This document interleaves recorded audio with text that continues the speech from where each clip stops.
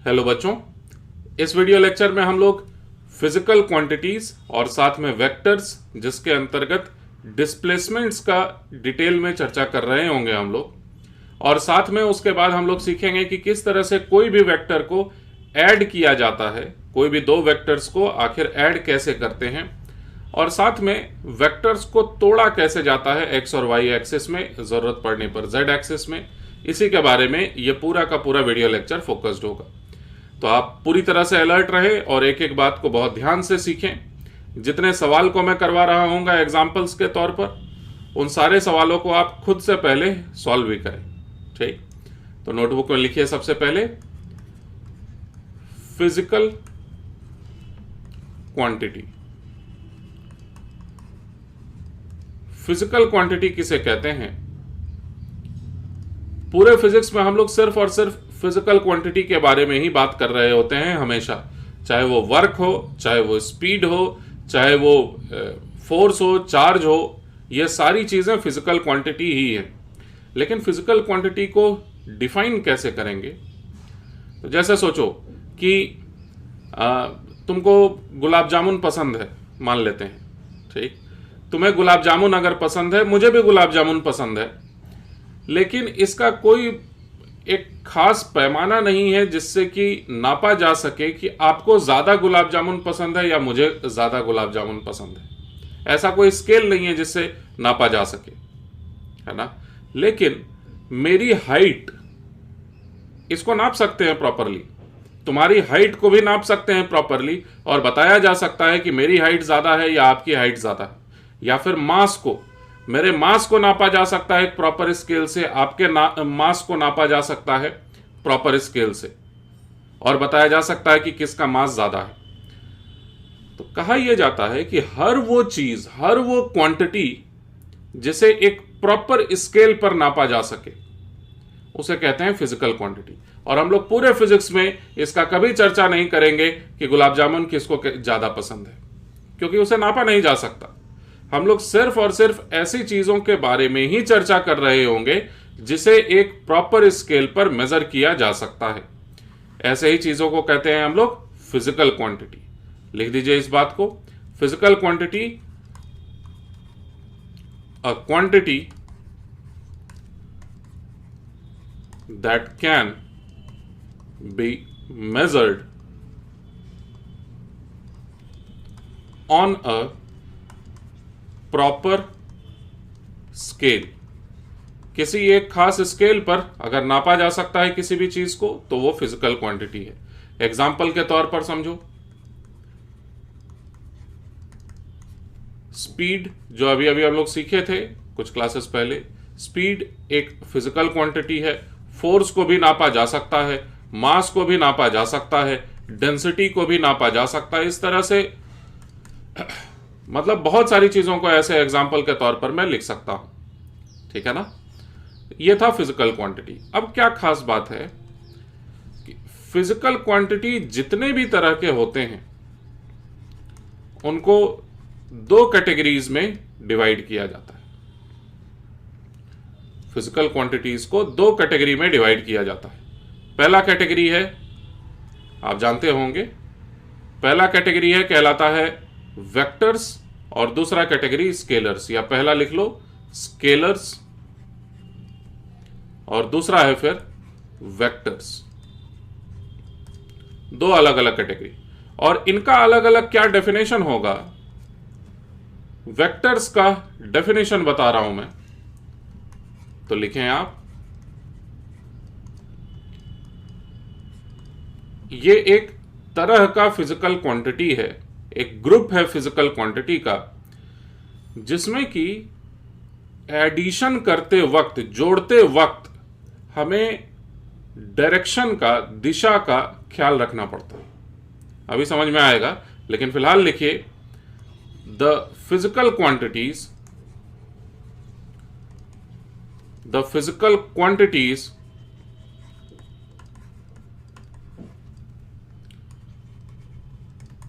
which require direction while addition, add करते समय जिन फिजिकल क्वांटिटीज में डायरेक्शन की जरूरत पड़े ऐसे फिजिकल क्वांटिटीज को वेक्टर्स कहते हैं। ठीक, एग्जाम्पल बताऊंगा, एकदम अच्छे से समझ में आएगा, घबराओ मत। सबसे पहला एग्जाम्पल देखिए, फोर्स। ध्यान से सुनना। मान लो ना ऐसी बात है कि एक सरफेस है, मान लो कुछ ऐसा, ये एक सरफेस है मान लेते हैं, और इस सरफेस पर ना एक ब्लॉक रखा हुआ है। ब्लॉक को मैं ऐसे दिखा दिया,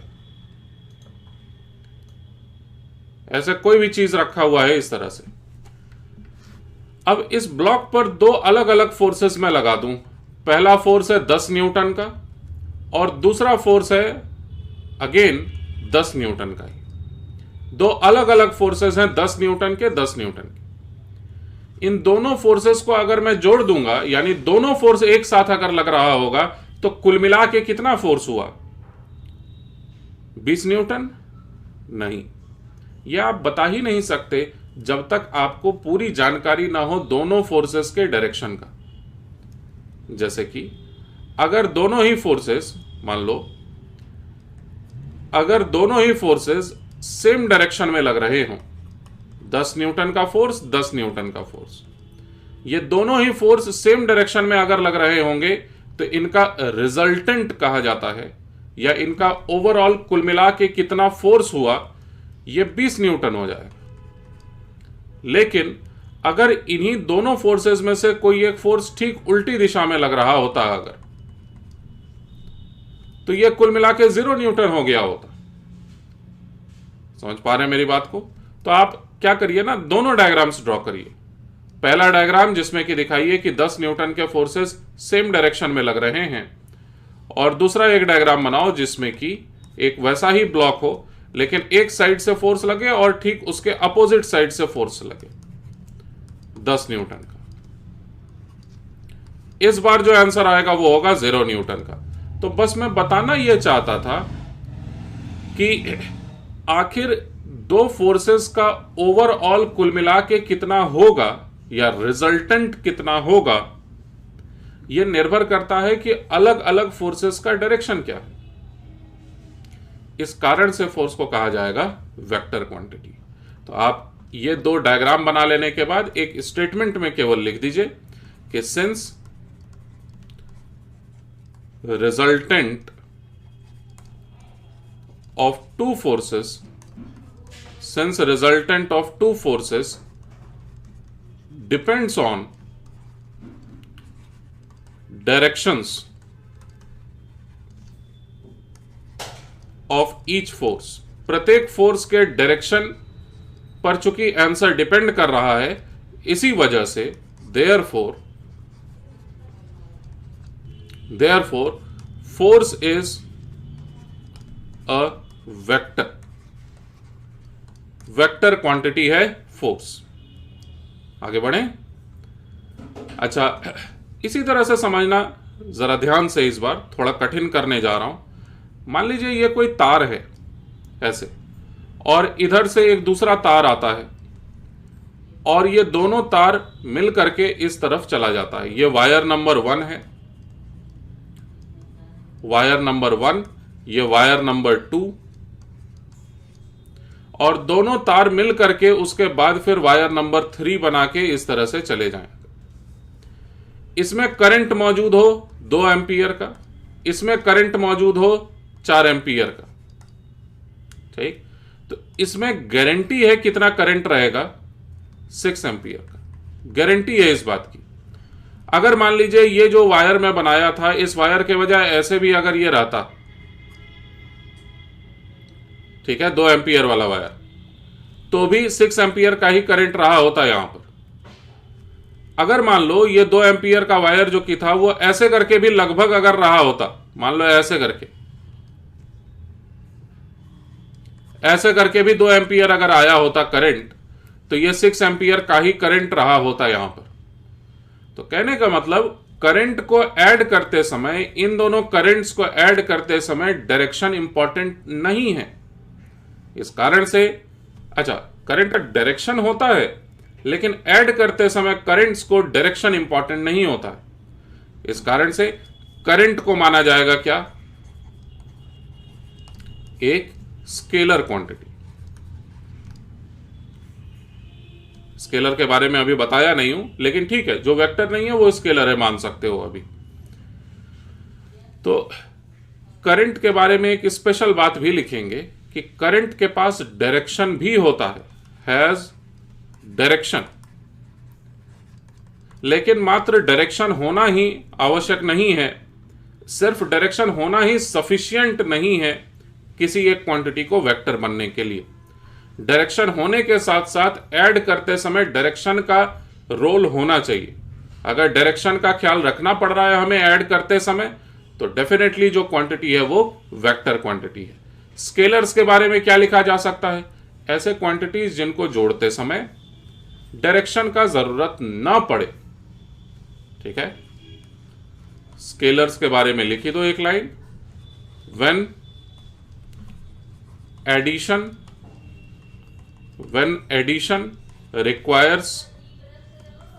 रिक्वायर्स नो डायरेक्शन। डायरेक्शन की अगर जरूरत ही ना पड़े ऐड करते समय, तो क्वांटिटी को कहते हैं हम लोग स्केलर क्वांटिटीज। ठीक, अच्छा, एग्जांपल्स में नहीं लिखा, और भी एग्जांपल्स हो सकते थे वेक्टर के। एग्जांपल्स में एक तो मैं बता दिया खुद करंट एक स्केलर क्वांटिटी है। दूसरा स्पीड, डिस्टेंस, मास, और भी कई तरह के हो सकते हैं। यहां पर मुझे एक और एग्जांपल लिखना चाहिए था जरूर। एक तो ये मैं लिखा, फोर्स एक क्वांटिटी है जो कि वेक्टर है। ठीक वैसे ही एक और फिजिकल क्वांटिटी मैं लिख देता हूं जो कि वेक्टर क्वांटिटी है। यहीं पर दूसरा एग्जांपल देता हूं मैं, कहते हैं उसे डिस्प्लेसमेंट।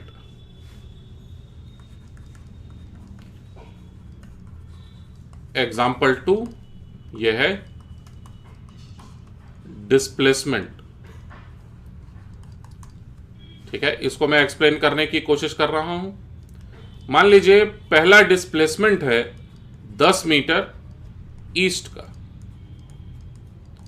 और दूसरा डिस्प्लेसमेंट है ठीक उल्टी दिशा में 5 मीटर वेस्ट का।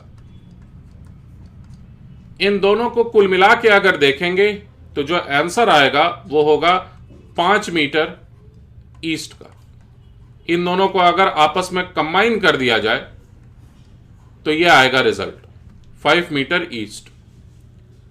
तो ये आंसर निकालने के लिए हमें जानना जरूरी है कि प्रत्येक अलग अलग जो डिस्प्लेसमेंट्स हैं उनका आखिर डायरेक्शन क्या है। ठीक, तो दो एग्जांपल्स देखा हमने वेक्टर्स का, स्केलर्स के बारे में मैं आपको बताया। अब हम लोगों का पूरा फोकस डिस्प्लेसमेंट जैसी चीजों पर यानी कि वेक्टर्स पर ही होने वाला है।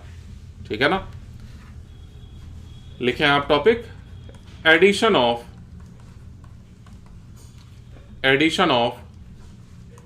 वेक्टर्स। वेक्टर क्वांटिटीज को किस तरह से ऐड किया जाता है ये हम लोग सीखने जा रहे हैं। तो देखो, काफी सिंपल सी बात है। जैसे मान लो कोई छोटा बच्चा है क्लास 2 का, उसको अगर आपको यह सिखाना है कि 2 + 3 = होता है 5, यह आपको कैसे सिखाना है, आप क्या करोगे, मतलब तुम खुद सोचो कैसे सिखाओगे। 2 + 3 = 5, इस बात को आप कैसे सिखाओगे उसे। आप ये बोलोगे 1 2, उंगली पर ही जोड़ेगा वो, 1 और 2। अब 2 जहां पर खत्म हुआ वहां पर से फिर से गिनना शुरू करेंगे हम लोग, 1 2 3, है ना। अब क्या करेंगे, एकदम शुरुआत से 1 2 3 4 5 ऐसे करके ऐड कर देंगे।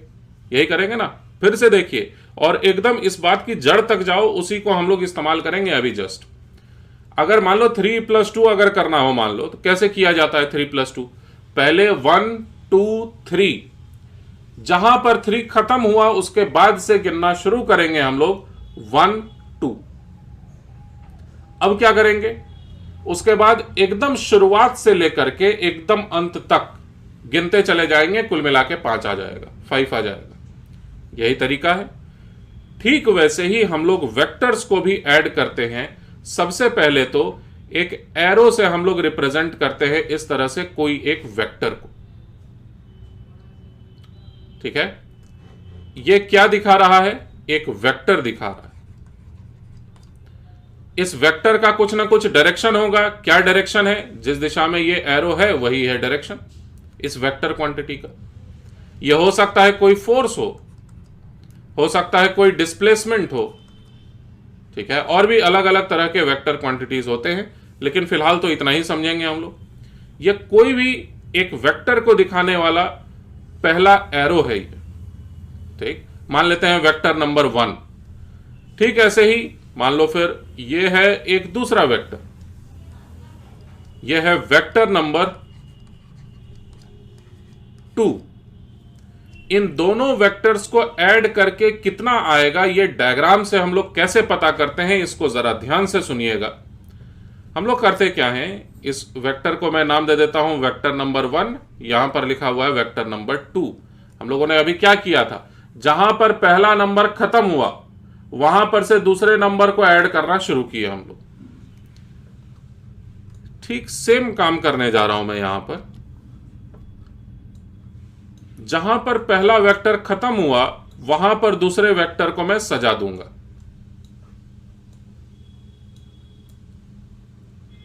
ऐसे ये दूसरा वेक्टर वहां पर से शुरू हुआ है जहां पर पहला वेक्टर खत्म हुआ, और इसके बाद फिर एकदम शुरुआत से लेके एकदम अंत तक डायरेक्ट जाने वाला एक एरो यह बता देता है हमें क्या चीज, तो रिजल्टेंट। मतलब मान लीजिए कि पहला वेक्टर वेक्टर ए था। वेक्टर्स को ना ऐसे दिखाते हैं ऊपर में एक एरो बना के। यह है दूसरा वेक्टर वेक्टर बी। अगर तो ये जो डॉटेड लाइन में दिखाया हूं इस तरह से, ये असल में है vector A plus vector B, और इसी को कहा जाता है triangle rule. Triangle rule of addition. अगर दो वेक्टर्स को इस तरह से डायग्राम में दिखाया जाए तो इसी डायग्राम से हम लोग किस तरह से रिजल्टेंट वेक्टर का पता करते हैं, इस ट्रायंगल रूल ऑफ एडिशन से ये डायग्राम बना करके बड़े आसानी से पता चल जाता है। इस डायग्राम के पीछे का सिद्धांत क्या है, एकदम बेसिक बात, फंडामेंटल बात क्या है, ऐड करने का वही पुराना तरीका। जहां पर पहला नंबर खत्म हुआ वहां से दूसरा नंबर गिनना शुरू करिए आप, और उसके बाद में जाके एकदम शुरुआत से एकदम अंत तक चले जाइए आप।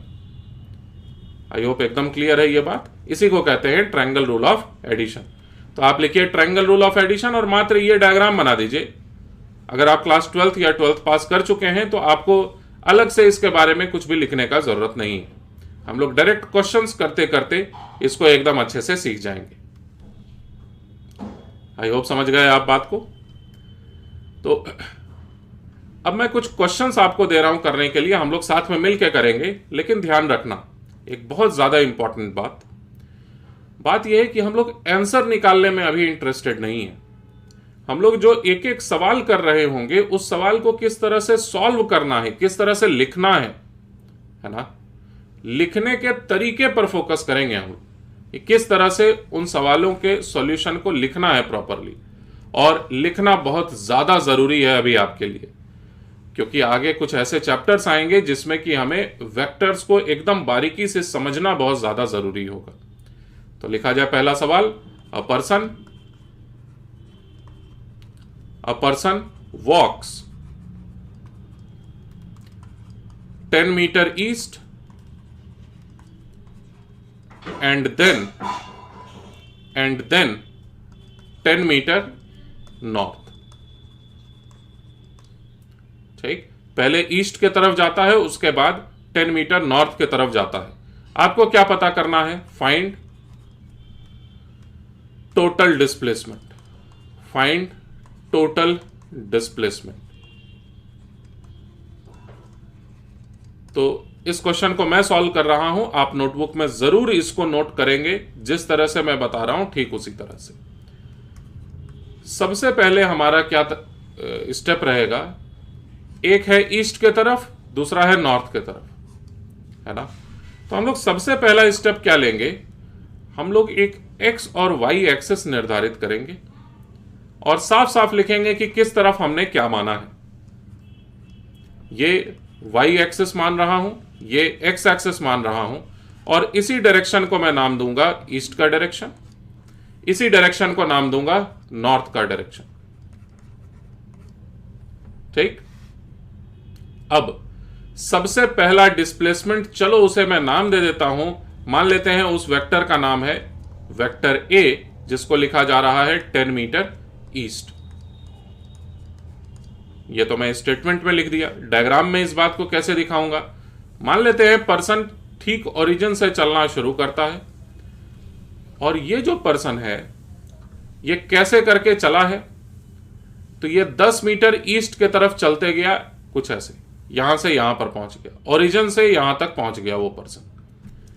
तो इस बात को एरो से ऐसे दिखाया जाएगा, देखिए ये रहा पहला displacement, vector A, this is first vector, vector A.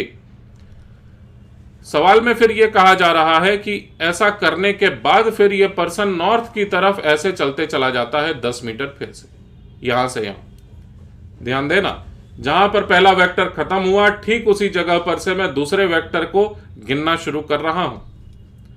तो यानी इस तरह से यह बना हुआ है सेकंड वेक्टर, वेक्टर बी, यह दूसरा वेक्टर। हमें यह पता करना है कि रिजल्टेंट कितना होगा, यानी टोटल कितना होगा, यानी कुल मिला के डिस्प्लेसमेंट कितना होगा। डिस्प्लेसमेंट हमें पहले से पता है, वेक्टर क्वांटिटी है, हमें डायरेक्शंस का ख्याल रखना पड़ता है। तो वेक्टर बी पहले लिख दिया जाए, वेक्टर बी है 10 मीटर नॉर्थ। आंसर मुझे भी पता है 10√2 मीटर आएगा, ठीक है, लेकिन इसको लिखने का और सिंपल सा एक शॉर्टकट है। आप 10 मीटर ईस्ट के बजाय लिख सकते हैं 10 मीटर एक्स एक्सिस में, क्योंकि डायग्राम में दिखाया हुआ है एक्स एक्सिस में ही ईस्ट है। तो इसको लिखने का तरीका यह हो सकता है 10 मीटर एक्स एक्सिस में, इसको ऐसे लिखते हैं 10 मीटर एक्स एक्सिस में, आई ऊपर में कैप बना देते हैं। ठीक ठीक वैसे ही 10 मीटर जे ऐसे कैप बना देते हैं। इसका मतलब रहता है कि हम लोग वाई डायरेक्शन में जाने की बात कर रहे हैं। तो दोनों वेक्टर्स को लिखना बहुत ज्यादा जरूरी है आपको नोटबुक में, डायग्राम बनाना उससे भी ज्यादा जरूरी है, ताकि आप इस बात को क्लियरली देख सके कि टोटल डिस्प्लेसमेंट का मतलब, यानी ये रहा इन दोनों ही वेक्टर्स का सम, यहां से लेके यहां तक, एकदम शुरुआत से लेके एकदम अंत तक। इसको मैं नाम दे देता हूं, चलो वेक्टर आर। तो वेक्टर आर को लिखने के कई तरीके हो सकते हैं। वेक्टर आर को कहा जा सकता है, यह है, बस इन दोनों को ऐड कर दिया जाएगा, ठीक है ना, 10 मीटर आई कैप प्लस 10 मीटर जे कैप। यही आंसर भी सही है, यह डायरेक्ट आंसर भी लिखा हुआ हो तो भी इसमें कोई गलती नहीं है, यह आ गया हमारा आंसर। लेकिन अगर सवाल में पूछा जाए कि इस रिजल्टेंट वेक्टर का मैग्नीट्यूड बताइए, मैग्नीट्यूड मतलब इस एरो की लंबाई बताएं, तो तुरंत पाइथागोरस थ्योरम यूज कर लेंगे। वेक्टर आर को मैग्नीट्यूड करके बताइए, है ना, ये एकदम शुरुआत से एकदम अंत तक का जो डिस्प्लेसमेंट हुआ उसका न्यूमेरिकल वैल्यू कितना है, ये अगर पूछा जाए तो कैसे बताएंगे, पाइथागोरस थ्योरम से बताएंगे। और आगे के लिए भी आप याद रखेंगे, कोई भी वेक्टर आर का मैग्नीट्यूड अगर लिखना हो और आई कैप जे कैप में अगर वो पहले से लिखा हुआ हो, तो आप बड़े आसानी से स्क्वायर रूट ऑफ 10 मीटर का whole square plus again 10 metre का होल स्क्वायर कर देते हैं। जो आंसर आएगा वो होगा 10√2 मीटर। कोई पूछे डायरेक्शन क्या रहेगा वेक्टर आर का, direction of vector are diagram में देख के बताया जा सकता है कि वेक्टर आर आखिर किस दिशा में है। वो न तो ईस्ट में है न तो नॉर्थ में है, असल में वो तो ठीक बीचों बीच 45 डिग्री पर ऐसे करके गया। ठीक ईस्ट और नॉर्थ के एंगुलर बाइसेक्टर को कहा जाता है north east. Direction of vector R equals to north east. I hope आपको लिखने का एक एक बात एकदम क्लियर है अच्छे से। जवाब में, सवाल के जवाब में डायरेक्ट ये भी लिखा जा सकता था, सवाल के जवाब में ये भी लिखा जा सकता था 10√2 मीटर टुवर्ड्स नॉर्थ ईस्ट। आगे बढ़े, चलिए। तो थोड़ा सा इसी में कैलकुलेशन भी करना पड़े, इस वजह से मैं आपको दे रहा हूं नया सवाल। लिखिए, a person walks 40 metre east, then 70 metre north, उसके बाद फिर then 10 metre west, and finally 30 metre south. Find total displacement. Total displacement के लिए आप अलग अलग बातों को लिखेंगे। ध्यान से सुनो क्या मैं बोल रहा हूं। टोटल डिस्प्लेसमेंट को आप इस तरह से भी लिखेंगे आई कैप जे कैप में एक बार, ठीक। उसके बाद फिर उस वेक्टर का मैग्नीट्यूड भी बताएंगे कितना होगा, और साथ में फिर डायरेक्शन भी बताएंगे कि उस वेक्टर का क्या है। और सबसे पहला स्टेप आपका होना चाहिए इस तरह का एक डायग्राम, एक्स और वाई एक्सिस में दिखाया हुआ सारा चीज। एक बार कोशिश करो खुद से करने का।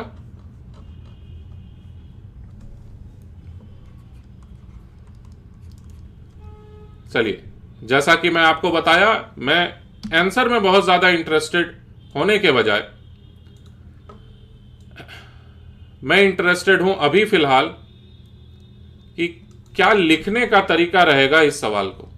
यह अगर मैं मान लेता हूं वाई एक्सिस है, इसे अगर मान लिया जाए एक्स एक्सिस है, और यही डायरेक्शन ईस्ट है, यही डायरेक्शन नॉर्थ है, तो बाकी सारी दिशाएं निश्चित हो चुकी हैं। अब सवाल यह है कि एक पर्सन है जो चलना शुरू करता है, चलो मान लेता हूं कि ठीक ओरिजिन से चलना शुरू करता है। सबसे पहला उसका स्टेप है 40 मीटर ईस्ट के तरफ जाना, तो 40 मीटर ईस्ट के तरफ यहां पर पहुंचा होगा वो। इस बात को मैं एक एरो से रिप्रेजेंट करूंगा और कहूंगा यही है पहला डिस्प्लेसमेंट वेक्टर ए। शायद आप अच्छे से देख पा रहे होंगे। वेक्टर ए को कहीं लिख लेता हूं, चलो। वेक्टर ए का मतलब है 40 मीटर ईस्ट के तरफ जाना, यही है पहला वेक्टर, वेक्टर ए। दूसरा फिर है नॉर्थ के तरफ जाना, लेकिन 70 मीटर। तो ये जो पर्सन था ये 70 मीटर नॉर्थ की तरफ चलते चला गया यहां से यहां तक।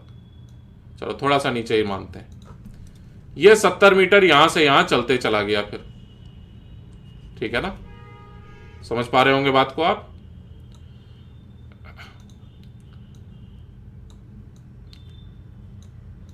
ठीक वहां से शुरू होना जरूरी था जहां पर पहला वाला वेक्टर खत्म हुआ है। वेक्टर बी मैं किसे माना हूं, वेक्टर बी दरअसल 70 मीटर नॉर्थ की तरफ है। समझ गए। अब इसके बाद सवाल के मुताबिक 10 मीटर वेस्ट, तो आप क्या ढूंढ सकते हैं 10 मीटर वेस्ट किस तरफ है। तो ईस्ट के ठीक उल्टा होना चाहिए वेस्ट, यानी ऐसे करके पर्सन 10 मीटर वापस आया, ऐसे यहां पर पहुंचा। इस बात को कैसे दिखाया जाएगा, तो यहां पर देखो ऐसे दिखा रहा हूं मैं, ये 10 मीटर वेस्ट, ठीक। ये person vector C 10 metre west में ट्रेवल किया। वेक्टर सी को इधर लिख देता हूं, वेक्टर सी है 10 मीटर वेस्ट। इसके बाद फिर यही पर्सन ट्रेवल करना शुरू करता है और किधर जाता है, साउथ में। और साउथ में कितना जाता है, तो साउथ में सवाल के मुताबिक 30 मीटर जाता है, ऐसा ही लिखा है ना। 30 मीटर साउथ लिखा था, तो साउथ का डायरेक्शन मुझे लगता है आप ढूंढ लेंगे। तो फाइनली यहां पर पर्सन 30 मीटर और ज्यादा ट्रेवल करके वेक्टर डी लिखा हुआ, और वेक्टर डी है क्या, वेक्टर डी का मतलब है 30 मीटर साउथ। तो कुल मिला के डिस्प्लेसमेंट आखिर हुआ कितना, तो एकदम शुरुआत से लेके एकदम लास्ट तक मैं एक डॉटेड लाइन से दिखा दे रहा हूं, ऐसे देखिए। दिस इज वेक्टर आर जिसे समझ सकते हैं हम लोग रिजल्टेंट के जैसा। ठीक, सबसे पहले हमने सवाल को पढ़ के उसको डायग्राम में कन्वर्ट कर लिया है, और इसी रिजल्टेंट वेक्टर आर को लिखने का क्या तरीका होना चाहिए देखो, बाकी मैं हटा देता हूं। इसी वेक्टर आर को लिखने का अब क्या हमारा तरीका होना चाहिए, सबसे पहले फिर से वेक्टर ए को लिखने की जरूरत है 40 मीटर आई कैप, वेक्टर बी को लिखने का जरूरत है 70 मीटर जे कैप, इसके आगे फिर वेक्टर सी को लिखने का जरूरत है क्या, देखिए वेक्टर सी को लिखने का जरूरत है, सोच लो 10 मीटर वेस्ट, कैसे लिखूं, मुझसे पहले लिखो तो आप। ऑलराइट, तो 10 मीटर वेस्ट में जाना, इसका मतलब नेगेटिव एक्स एक्सिस में जाना, इस कारण से इसे लिखा जा सकता है माइनस में 10 मीटर आई कैप, और ठीक ऐसे ही वेक्टर डी को लिखा जा सकता है, देखो वेक्टर डी है -30 मीटर जे कैप। ये मैं चारों वेक्टर्स को अलग अलग लिख लिया हूं। अब जरा डायग्राम पर एकदम अच्छे से फोकस करो। ये डायग्राम है हमारे पास, इस डायग्राम से ही मैं जानना चाहता हूं कि वेक्टर आर आखिर कितना होगा। इस वेक्टर आर को ना चलो अलग कलर से मैं दिखा देता हूं, ठीक, ताकि आपको एकदम साफ साफ हर बात नजर आए। मैं क्या कर रहा हूं, यहां से शुरू करके यहां तक जो बना हुआ वेक्टर है इसको मैं वेक्टर आर बोल दिया, और यही वेक्टर के बारे में हमें सब कुछ पता करना है। ठीक, तो इस वेक्टर आर में फिर से हम लोग पाइथागोरस थ्योरम लगा सकते हैं। देखिए कैसे, इस तरह से एक छोटा सा हम लोग कंस्ट्रक्शन कर सकते हैं, और इस कंस्ट्रक्शन में अगर आप थोड़ा सा सोचेंगे तो आप समझ जाएंगे ये दूरी कितनी होगी। ठीक वैसे ही आप ये भी सोच समझ के बता सकते हैं ये दूरी कितनी होगी। कैसे बताएंगे, तो एक बार आप खुद से पहले कोशिश करें।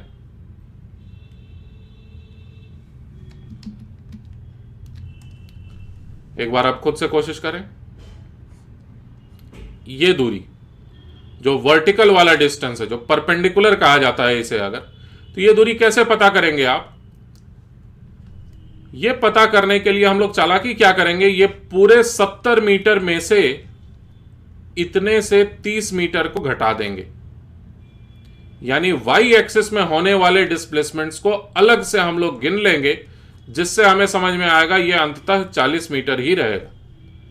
ठीक वैसे ही फिर वेक्टर ए में, यानी टोटल ये लिखा हुआ था ना 40 मीटर, इस 40 मीटर में से मात्र इस 10 मीटर को घटा दो, आपको ये मिल जाएगा 30 मीटर का। समझ पाए इस बात को। तो हमने ज्योमेट्री में ही सही, लेकिन किया क्या, हमने क्या किया, एक्स एक्सिस वाले सारे डिस्प्लेसमेंट्स को अलग से हमने गिन लिया, और वाई एक्सिस वाले सारे डिस्प्लेसमेंट्स को अलग से हमने गिन लिया। यही तो किया हमने, एक्स एक्सिस और वाई एक्सिस के डिस्प्लेसमेंट्स को पूरी तरह से अलग अलग हमने गिन लिया, और हमने पाया कि 40 मीटर है वाई डायरेक्शन का डिस्प्लेसमेंट और 30 मीटर मात्र है एक्स एक्सिस का डिस्प्लेसमेंट। इसी बात को मैं यहां पर इक्वेशंस में लिखता हूं, आप कंफ्यूज मत होना, बस बहुत आसान सी बात है ये, कि भाई ये जो एक्स एक्सिस वाला डिस्प्लेसमेंट है और ये जो एक्स एक्सिस वाला डिस्प्लेसमेंट है, इन दोनों को मैं अलग से कंबाइन कर दूंगा, और साथ ही साथ ये जो वाई एक्सिस वाला डिस्प्लेसमेंट है, ये जो वाई एक्सिस वाला डिस्प्लेसमेंट है, इन दोनों को मैं अलग से कंबाइन कर दूंगा। तो पूरी बात एक्स एक्सिस और वाई एक्सिस का कैलकुलेशन अलग अलग होगा, और सबको साथ में कुल मिला के इस तरह से दिखाया जा सकता है कि सबको साथ में कुल मिला के ऐसे लिखा जा सकता है कि वेक्टर आर यानी रिजल्टेंट वेक्टर, इसका वैल्यू कितना आएगा, सुनिए ध्यान से। तो आई कैप में कितना, तो 30 मीटर आई कैप। ये कैसे हुआ, तो मात्र एक्स एक्सिस वाले डिस्प्लेसमेंट्स को हमने अलग से गिन लिया, फिर जाके 70 मीटर और -30 मीटर इन वाई एक्सिस वाले डिस्प्लेसमेंट्स को अलग से गिन लेंगे। ये 40 मीटर जे कैप, यही हमारा सही आंसर भी माना जा सकता, यही हमारा आंसर भी आ गया। ठीक, इसमें कोई गलती नहीं है। अगर आप एक्स और वाई एक्सिस को अच्छे से दिखाए हुए हैं तो। हाँ, अगर कोई पूछे कि नहीं मुझे ये जो वेक्टर आर है इसका मैग्नीट्यूड जानना है, मतलब ये जो दूरी कितनी है ये मुझे जाननी है, तो आप क्या तरीका अपनाएंगे? आप वही पुराना तरीका अपनाएंगे। वेक्टर आर का मैग्नीट्यूड पाइथागोरस थ्योरम से तुरंत बताया जा सकता है कि स्क्वायर रूट ऑफ 30 मीटर का होल स्क्वायर प्लस 40 मीटर का होल स्क्वायर। आंसर बना हमारे पास 50 मीटर। तो इतना ज्यादा आसान है मैग्नीट्यूड निकालना और दिए हुए किसी भी तरह के डिस्प्लेसमेंट को ऐड करना। ठीक। अच्छा, डायरेक्शन की बात करूं अगर, तो डायरेक्शन ऑफ वेक्टर आर क्या लिखा जाए, जरा सोच समझ के। डायरेक्शन ऑफ वेक्टर आर, इसे जरा ध्यान से सुनना। मैं फिर से एक नए डायग्राम का इस्तेमाल करूंगा इसको समझने के लिए। वेक्टर आर का आखिर क्या मतलब था? 30 मीटर आई कैप और 40 मीटर जे कैप। इस बात को कैसे दिखाया जाएगा? तो 30 मीटर एक्स एक्सिस में जाना और 40 मीटर इस तरह से वाई एक्सिस में जाना। ये 40 मीटर है, ये 30 मीटर है, और इन दोनों को मिला करके जो आंसर आया है यही है डायरेक्शन वेक्टर आर का। तो लिखा क्या जाता है, ये एंगल अगर थीटा है तो tan थीटा बड़े आसानी से लिख सकते हैं हम लोग। tan थीटा का वैल्यू बनेगा 4/3, और अगर आपको जानकारी हो तो बहुत अच्छी बात है, थीटा का वैल्यू इस तरह से निकल के आया 53 डिग्री, क्योंकि 53 डिग्री वो स्पेशल एंगल है जिस पर tan थीटा का वैल्यू लगभग 4/3 होता है। तो डायरेक्शन ऑफ आर लिखा जाएगा कैसे, ध्यान से सुनना जरा। ये ईस्ट है और ये नॉर्थ है, तो लिखा ऐसे जाता है कि ईस्ट से नॉर्थ की ओर कितना एंगल घूम जाए, तो 53 डिग्री घूम जाए। ईस्ट से नॉर्थ की ओर, यानी ईस्ट का नॉर्थ 53 डिग्री से। लिखने का तरीका 53 degree north of east. East का नॉर्थ, ईस्ट ये वाला डायरेक्शन, और इससे नॉर्थ के तरफ टर्न ले लीजिए। कितने एंगल से? 53 डिग्री के एंगल से। इस तरफ है हमारा रिजल्टेंट। आई होप पूरी बात आप समझ गए। चलिए नेक्स्ट क्वेश्चन थोड़ा सा डिफिकल्ट दूंगा ताकि आपको सोचने पर मजबूर होना पड़े। नया सवाल लिखें। सवाल है, a person walks 10 metre east. अच्छा, ये सब कुछ हम लोग डिस्प्लेसमेंट ही तो सीख रहे हैं, डिस्प्लेसमेंट को काउंट करना ही तो सीख रहे हैं। A person walks 10 metre east and then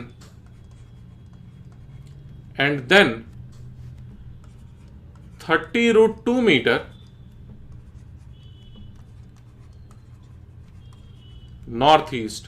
मैं फिर से आपको याद दिला दूं, मेरा कोई इंटरेस्ट आंसर में नहीं है, मैं बस इस बात पर ध्यान देना चाहता हूं कि लिखने का तरीका क्या रहेगा। तो जरूरी यह है एक्स और वाई एक्सिस दिखाइए, ईस्ट और नॉर्थ दिखाइए, और साथ में फिर दोनों अलग अलग वेक्टर्स को आई कैप जे कैप में लिख करके दिखाएं पहले, उसके बाद हम लोग आंसर तक पहुंचने की कोशिश करेंगे। फाइंड टोटल डिस्प्लेसमेंट, बस इतना ही सवाल है। Find total displacement.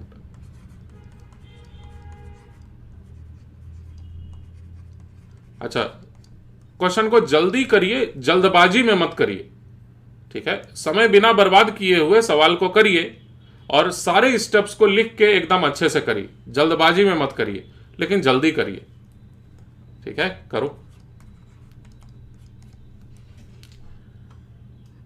चलिए, मुझे लगता है कि आपने वीडियो को पॉज किया होगा और उसके बाद आप सॉल्व करना शुरू कर चुके हैं, कंप्लीट भी कर चुके हैं। मतलब सबसे पहले मैं माना कि यह है वाई एक्सिस और यह है एक्स एक्सिस, और इसके साथ ही इसी तरफ ईस्ट है और इसी तरफ नॉर्थ। यह सबसे पहले मुझे बताना जरूरी था। इसके बाद फिर माना कि अच्छे से देखना आप, माना कि जो पर्सन है वो ओरिजिन से चलना इस तरह से शुरू करता है अगर, इस ओरिजिन से चलते हुए में सबसे पहले वो 10 मीटर ईस्ट की तरफ चलता चला जाता है। इस बात को मैं एक वेक्टर से दिखाता हूं, देखो ऐसे। ये है पहला vector, vector A. Vector A को साइड में मैं यहां पर लिख दिया 10 मीटर ईस्ट, और इसको लिखने का दूसरा तरीका हो सकता है 10 मीटर आई कैप। मानते हैं इस बात को? अच्छा, इसके बाद फिर सेकंड वाला वेक्टर। सेकंड वाला वेक्टर क्या था? तो पर्सन यहां पर खड़ा है, देखें आप, है ना, पर्सन यहां पर है। अब यहां पर से नॉर्थ का डायरेक्शन ये रहा, ठीक है, ईस्ट का डायरेक्शन ये रहा, तो नॉर्थ ईस्ट का डायरेक्शन कौन सा है? नॉर्थ ईस्ट का डायरेक्शन ऐसे करके है कि नहीं? तो नॉर्थ ईस्ट के डायरेक्शन में लगातार पर्सन चलते चला जाता है। कितनी दूरी तय करता है? सवाल के मुताबिक 30√2। यह वेक्टर बी है जिसकी लंबाई 30√2 मीटर है। इस बात को कैसे लिखा जाए, यही तो पूरा गेम है। वेक्टर बी को लिखा जाएगा 30√2 मीटर नॉर्थ ईस्ट, लेकिन साथ में इसे आई कैप जे कैप में कैसे लिखा जाए, मैं दोबारा से आपको पूरा समय दे रहा हूं इस बात को खुद से समझने का कि आखिर वेक्टर बी को आई कैप जे कैप में किस तरह से लिखा जाए। एक बार पूरी कोशिश करें आप। चलिए, मैं भी कोशिश करता हूं इसी क्वेश्चन को सॉल्व करने की पूरी तरह से। देखो, सच्चाई क्या है? सच्चाई यह है कि पर्सन जो है वो इस खास जगह से, यानी 10 मीटर एक्स एक्सिस में जाने के बाद से इस तरह से वेक्टर बी के अलोंग चलते चला गया यहां से यहां तक। इसको मैं आई कैप जे कैप में कैसे लिखूंगा, यही सवाल है सबसे बड़ा। मैं तरीका बता रहा हूं क्या है। आप ये मानोगे कि ये जो पर्सन यहां पर पहुंचा है इस रास्ते ऐसे सीधे जाते हुए जो पहुंचा है यहां तक, इसको आप ये मानोगे जैसे कि यहां पर से जो ये चलना शुरू किया था ये पहले इधर गया ऐसे, और उसके बाद फिर ये इधर गया, तो भी तो ये यहीं पर पहुंच जाएगा और टोटल डिस्प्लेसमेंट उतना ही माना जाएगा। अब अगर कर सकते हो तो कर दो। तो चलिए भाई, मैं क्या कह रहा हूं, हम लोग ऐसा मान लेंगे जैसे कि ये जो वेक्टर बी है, ये वेक्टर बी, एक बार में समझ जाना, वेक्टर बी दरअसल दो अलग अलग टुकड़ों से मिलकर बना है। वेक्टर बी का ये रहा पहला टुकड़ा, और इसी वेक्टर बी का ये रहा दूसरा टुकड़ा। वेक्टर कौन सा है? वेक्टर है ये बी, और इसी को हम लोग समझ सकते हैं जैसे दो अलग अलग टुकड़ों से मिलकर बना है। ये रहा फर्स्ट पार्ट, इसको कहते हैं हम लोग एक्स कंपोनेंट। कंपोनेंट मतलब टुकड़ा, X component of vector B. ठीक वैसे ही ये कहलाएगा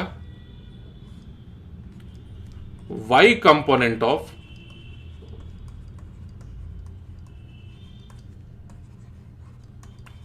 वेक्टर बी। तो अगर आप ध्यान से देखें, ये ज्यादा कुछ नहीं, ट्रायंगल रूल ऑफ एडिशन ही तो है। मैं इतने से ट्रायंगल की बात कर रहा हूं।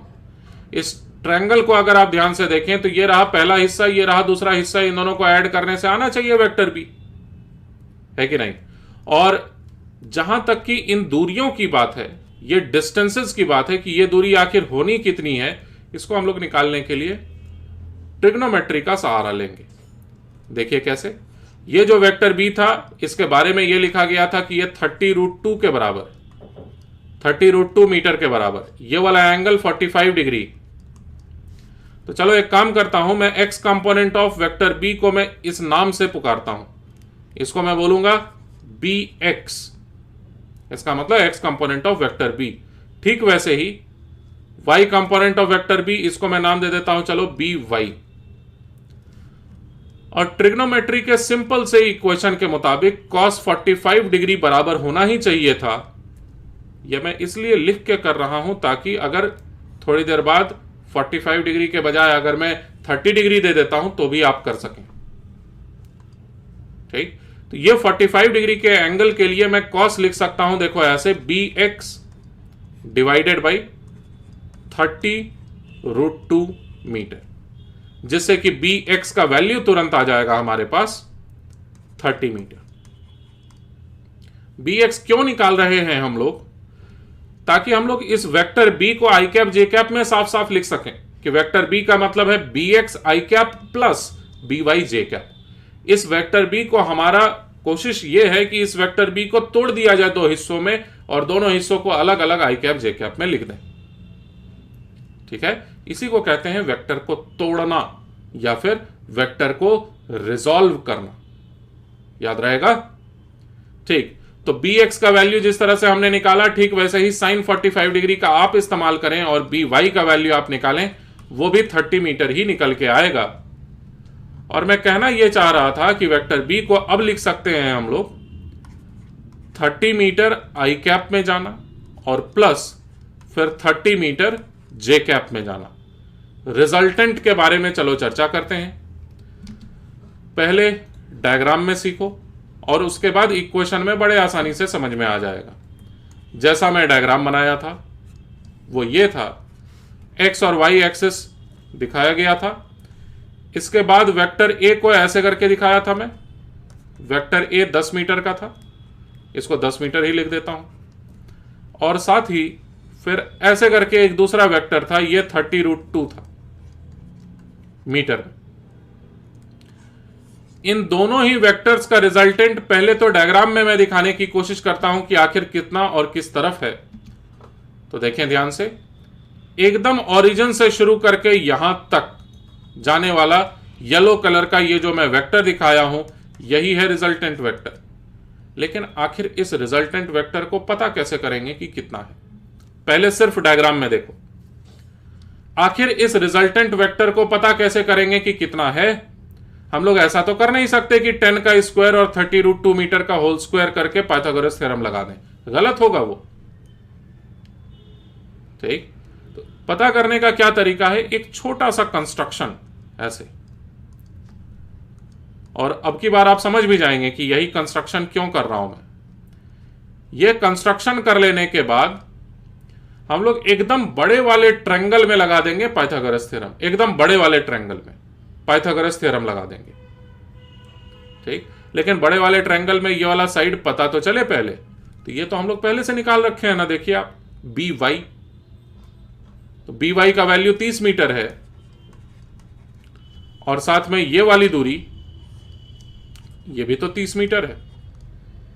तो कुल मिला के ये बड़े वाले ट्रायंगल में ये बन गया 40 मीटर का और ये तो अलग से 30 मीटर है ही। तो दरअसल हमने किया क्या, अब इक्वेशंस में देखोगे डायग्राम को छोड़ के, वेक्टर बी को आई कैप जे कैप में लिख दिया और जब रिजल्टेंट निकाल रहे होंगे तो इस आई कैप वाले हिस्से को एक साथ जोड़ना है।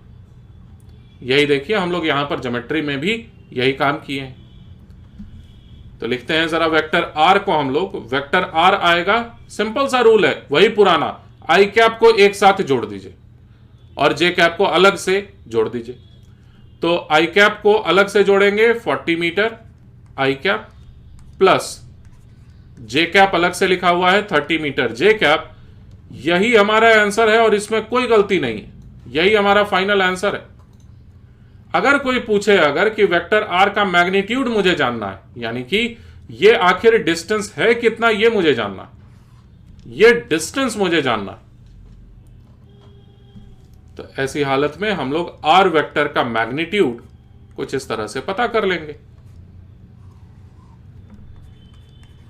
40 मीटर का होल स्क्वायर प्लस फिर 30 मीटर का होल स्क्वायर, आंसर बना हमारे पास 50 मीटर का। डायरेक्शन बताने के लिए हम लोग दोबारा से एंगल थीटा गिन लेंगे और tan थीटा से हम लोग एंगल पता कर लेंगे, जिसको मैं आपके लिए छोड़ रहा हूं। ठीक है, चलिए तो अब तेजी से एक और क्वेश्चन कर लिया जाए और उसके बाद मैं आपको कुछ होमवर्क दूंगा करने के लिए। क्वेश्चन है, फाइंड रिजल्टेंट, रिजल्टेंट मतलब सम बताना है, find resultant of following two vectors. दिए हुए दोनों वेक्टर्स का आपको रिजल्टेंट बताना है प्रत्येक बार। पहला पार्ट है सवाल का, पहला पार्ट सवाल का लिखिए, 60 मीटर नहीं 100 metre at 60 degrees north of east, यह है पहला वेक्टर। और दूसरा वेक्टर है, मतलब यहीं पर एंड, अब दूसरा वेक्टर है 100 metre at 60 degrees south of east. इन दोनों वेक्टर्स को जरा ऐड करके दिखाएं, लेकिन ऐड करने के बाद आंसर में मेरा कोई इंटरेस्ट नहीं है। बार बार मैं यही बोल रहा हूं, आप पहले डायग्राम बनाते हैं कि नहीं अच्छे से, आई कैप जे कैप में प्रॉपरली दिए हुए वेक्टर को तोड़ करके लिखते हैं कि नहीं, इन सभी बातों में मेरा इंटरेस्ट है। ठीक है, तो आप पूरी ताकत लगा के आई कैप जे कैप में लिखिए और सारे आई कैप को एक साथ, सारे जे कैप को अलग से ऐड करना है फिर। ठीक है, तेजी से करो।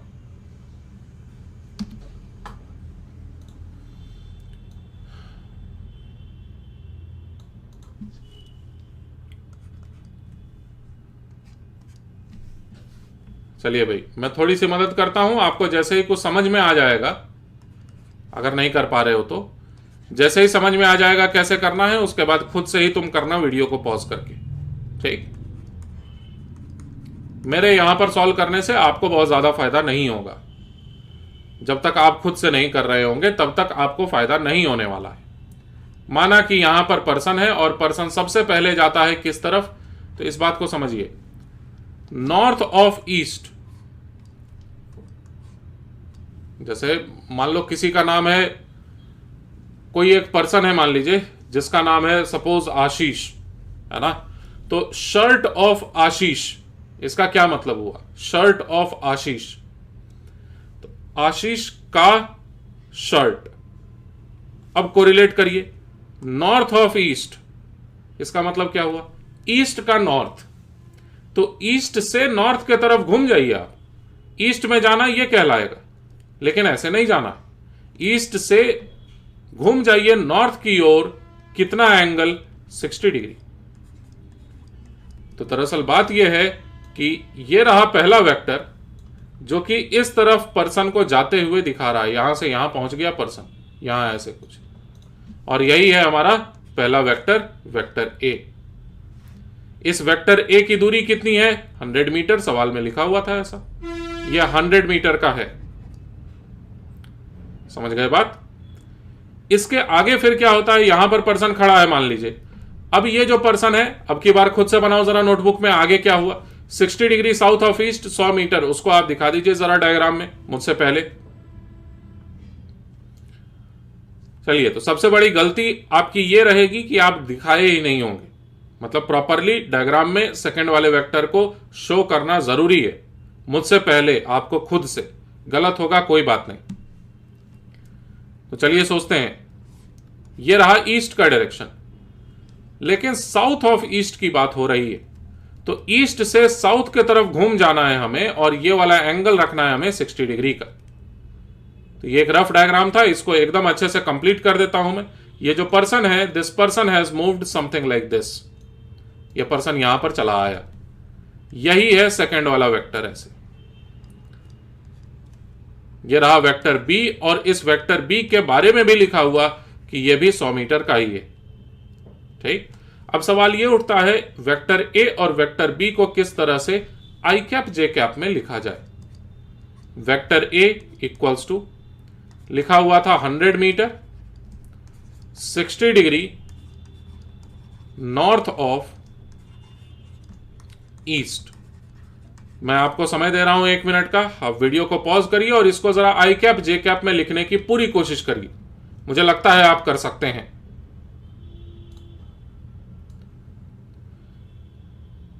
चलिए मैं सिर्फ वेक्टर ए पर पहले फोकस कर रहा हूं, सिर्फ वेक्टर ए के बारे में सोच रहा हूं अभी फिलहाल।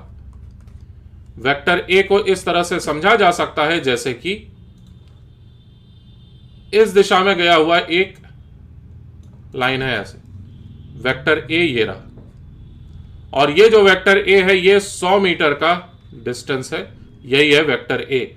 लेकिन ये न तो एक्स एक्सिस में है न तो वाई एक्सिस में है। हम लोग क्या चालाकी करेंगे, इस वेक्टर ए को दो अलग अलग टुकड़ों में तोड़ देंगे ताकि आई कैप जे कैप में लिखना सरल हो जाए। ये वेक्टर नहीं, वेक्टर का एक टुकड़ा है। ठीक वैसे ही ये भी अभी अभी बनने वाला लाइन जो है ये एक वेक्टर नहीं, वेक्टर का एक टुकड़ा है। ये एंगल हमें पहले से पता था, यह एंगल था 60 डिग्री। मैं नाम लिखने जा रहा हूं, इसे मैं कहूंगा ए वाई और इसे मैं कहूंगा ए एक्स। ये अंतिम बार मैं कर रहा हूं, आगे से मैं नहीं करूंगा, पूरी तरह से आपको करना ही। अगर कोई एक वेक्टर दिख गया जो कि न तो एक्स एक्सिस में है न तो वाई एक्सिस में है, बावजूद इस बात के आपको आई कैप जे कैप में लिखने आना चाहिए। कैसे? वेक्टर को तोड़ दो दो अलग अलग कंपोनेंट्स में, या जरूरत पड़ने पर शायद 3 कंपोनेंट भी आ जाए, लेकिन सिंप्लिसिटी के लिए 2 ही कंपोनेंट रखा जाता है। और फिर ए वाई और ए एक्स का वैल्यू पता करने के लिए cos 60 डिग्री का वैल्यू तो लिखिए आप। cos 60 डिग्री होता है ए एक्स डिवाइडेड बाई 100 मीटर, और cos 60 डिग्री का मान 1/2। ए एक्स का वैल्यू आया 50 मीटर। समझ गए क्या करना है? जिस तरह से मैं ए एक्स निकाला cos 60 डिग्री का इस्तेमाल करके, आप इस्तेमाल करिए sin 60 डिग्री, तो आपके पास निकल के आ जाएगा ए वाई का वैल्यू, वो आना है 50√3 मीटर में। कर लिए होंगे खुद से। तो अब इस वेक्टर ए को हम लोग साफ साफ लिख सकते हैं कितना, तो 50 मीटर आई कैप में और प्लस 50√3 मीटर जे कैप में। समझ गए बात को?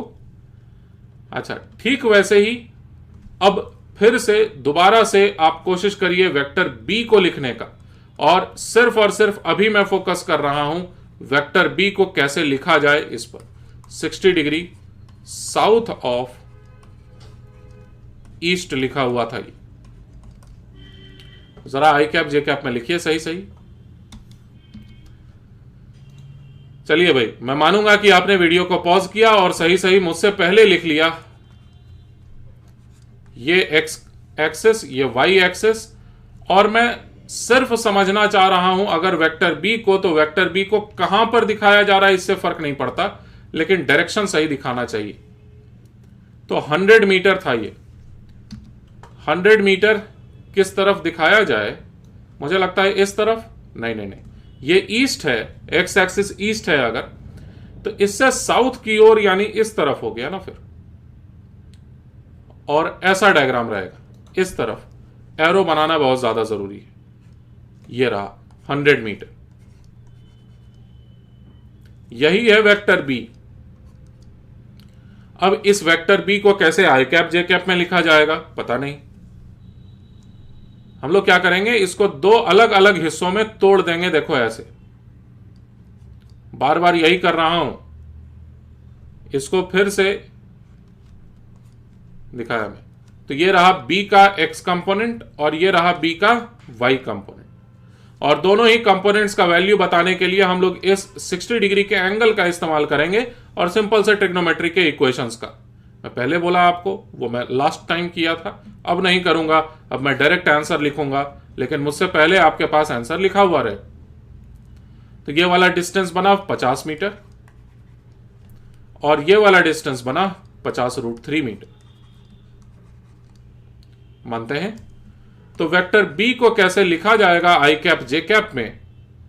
तो 50 मीटर आई कैप, ये तो लिखना सही है, लेकिन साथ में ये 50√3 मीटर जे कैप नहीं लिख सकते, क्योंकि ये वाई एक्सिस नहीं, नेगेटिव वाई एक्सिस में। इस कारण से माइनस में 50√3 मीटर। समझ गए? तो ये था वेक्टर बी। इन दोनों वेक्टर्स को आपस में अगर जोड़ दिया जाए, ये पहले लिखा हुआ है ना वेक्टर ए, और ये लिखा हुआ है वेक्टर बी, आई कैप को एक साथ, जे कैप को एक साथ, अलग से अगर कंबाइन करेंगे, रिजल्टेंट वेक्टर आएगा हमारे पास, जे कैप कैंसिल हो जा रहा है। आप देखिए ध्यान से, जे कैप पूरी तरह से कैंसिल्ड है और 100 मीटर आई कैप, यही हमारा सही आंसर है। इसको लिखने का अलग अलग तरीका हो सकता है। आर का मैग्नीट्यूड है 100 मीटर का मात्र, और आर का डायरेक्शन अगर कोई पूछे तो इसको लिखा जा सकता है इज टुवर्ड्स आई कैप, मतलब एक्स एक्सिस, उसका मतलब ईस्ट, टुवर्ड्स ईस्ट। ठीक, अच्छा इस बात को जरा गौर करिएगा, आप डायरेक्ट यहां से भी समझ सकते थे। आंसर निकालना, मैं तो बोल रहा हूं बार बार कि आंसर निकालना आसान है। ये तो हम लोग डायरेक्ट यहां से भी समझ सकते थे कि ये एंगल अगर 60 डिग्री है तो ये भी एंगल तो 60 डिग्री ही होगा। तो इस कारण से ये भी एंगल 60 डिग्री बन गया, और ये ट्रायंगल जो बनेगा वो इक्विलैटरल ट्रायंगल है। और रिजल्टेंट वेक्टर कैसे दिखाया जाता है? रिजल्टेंट वेक्टर का मतलब एकदम शुरुआत से सीधे यहां तक चले आना, यही तो है रिजल्टेंट वेक्टर। रिजल्टेंट वेक्टर यही तो है, और इसको भी 100 मीटर होना ही चाहिए था। ये तो हम लोग ज्योमेट्री से भी पता कर सकते थे सिंपल से, लेकिन ज्योमेट्री से तब नहीं कर पाते जब यहां पर कोई दूसरा एंगल दे दिया जाए। लेकिन हम लोगों ने एक ऐसा मेथड सीखा जिससे कि हर तरह के क्वेश्चंस को कर सकें हम लोग। अब पूरी बात को जरा समरी में 1 मिनट में ध्यान से सुन लीजिए। मैं सबसे पहले आपको सिखाया फिजिकल क्वांटिटी किसे कहते हैं, उसका एक कैटेगरी बताया वेक्टर्स। वेक्टर्स में क्या खास बात, इनको ऐड करते समय डायरेक्शन का ख्याल रखना पड़ता है। कैसे डायरेक्शन का ख्याल रखते हैं? ट्रायंगल रूल ऑफ एडिशन से। हम लोग ट्रायंगल रूल ऑफ एडिशन का इस्तेमाल करते हैं और क्वेश्चन को सॉल्व करते हैं बार बार। अब अलग अलग क्वेश्चंस को सॉल्व करने का क्या मेथड होता है, इसको ध्यान से सुनो। सारे वेक्टर्स को आई कैप जे कैप में पहले लिख दिया जाता है। सारे वेक्टर्स को आई कैप जे कैप में लिख दिया जाता है। कहीं लिख लो इस बात को, सारे वेक्टर्स को पहले आई कैप जे कैप में लिख लिया जाता है। उसके बाद सेकंड स्टेप, सारे आई कैप को एक साथ, सारे जे कैप को एक साथ जोड़ दिया जाता है। अब कई बार आई कैप जे कैप में लिखने में कठिनाई होती है। जैसे कि ये वेक्टर था ना, इस वेक्टर को आई कैप जे कैप में एक झटके में तो नहीं लिख सकते हैं 100 मीटर आई कैप या 100 मीटर जे कैप या 100 मीटर के कैप। हमें 100 मीटर को लिखने के लिए properly I cap J cap में इसे तोड़ना पड़ेगा और समझना होगा कि 100 मीटर का एक हिस्सा एक्स एक्सिस में है, दूसरा हिस्सा वाई एक्सिस में है, और 50 मीटर आई कैप, 50√3 मीटर जे कैप, इस तरह से हमने लिखा। इस प्रोसेस को, इसको दो अलग अलग हिस्सों में तोड़ने को कहते हैं हम लोग रिजोल्यूशन ऑफ वेक्टर्स। और मैं अब आगे के क्लासेस में यह मान के चलूंगा कि आप फिजिक्स में जब जब जरूरत पड़ेगी रिजोल्यूशन ऑफ वेक्टर्स को करने की, तब तब आप बड़े आसानी से कर पा रहे होंगे। ठीक है, चलिए मिलते हैं हम लोग नेक्स्ट क्लास में। और डिस्प्लेसमेंट्स पर जो हम लोग चर्चा कर रहे थे, अब अगली क्लास में हम लोग एवरेज वेलोसिटी पर चर्चा करना शुरू करेंगे। ठीक, see you in next video lecture.